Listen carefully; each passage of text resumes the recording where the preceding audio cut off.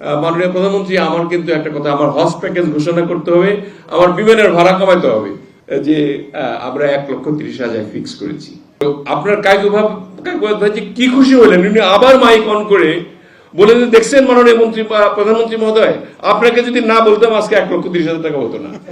হজের ভাড়া সম্বন্ধে আমাকে অনেকে বলেছেন, ওকে ধন্যবাদ দিয়েছেন। এটা আমার নয়, আমার কৃতিত্ব নয়, এটি সম্পূর্ণ কৃতিত্ব হলো মাননীয় প্রধানমন্ত্রী জনাব তারেক রহমানের। তিনি বলেছেন হজ যাত্রীরা যাতে স্বল্প মূল্যে, প্যাকেজের দাম যাতে কম হয়, সেই কম মূল্যে তারা যাতে যান, এবং সেটা আপনাকে এনশিওর করতে হবে প্রয়োজনে বিমান লাভ করবে না, লস না করুক, লাভ করবে না এমন একটা প্রাইস ফিক্স করেন। আমি এটাকে এখানে ডিএমএস সাহেব আছেন, আশরাফ সাহেব, তাকে বোধহয় 2 দিন 2 রাত খাটতে হয়েছে, তাই না?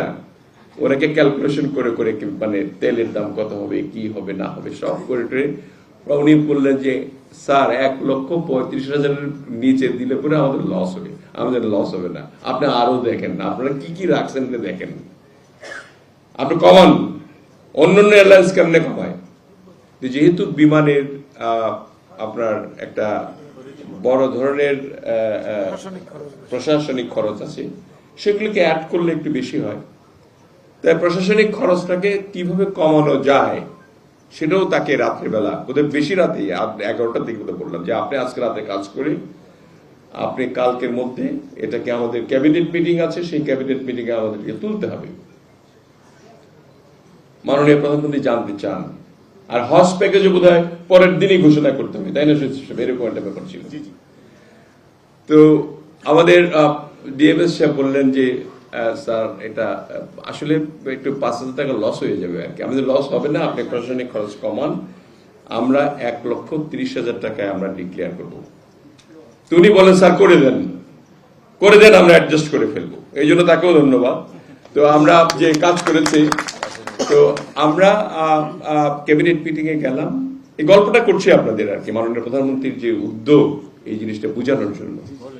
আপনার ওইখানে আমাদের ক্যাবিনেটে তো অনেকগুলি এজেন্ডা থাকে, সেই এজেন্ডাগুলি বাইরে বলা যায় না আর কি।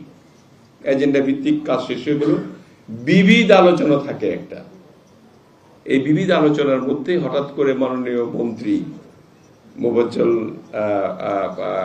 হোসেন কায়কোবাধ্যায়, উনি বিবিধের সময় হঠাৎ করে মাইক অন করে বলছে, মাননীয় প্রধানমন্ত্রী, আমার কিন্তু একটা কথা, আমার হজ প্যাকেজ ঘোষণা করতে হবে, আমার বিমানের ভাড়া কমাতে হবে।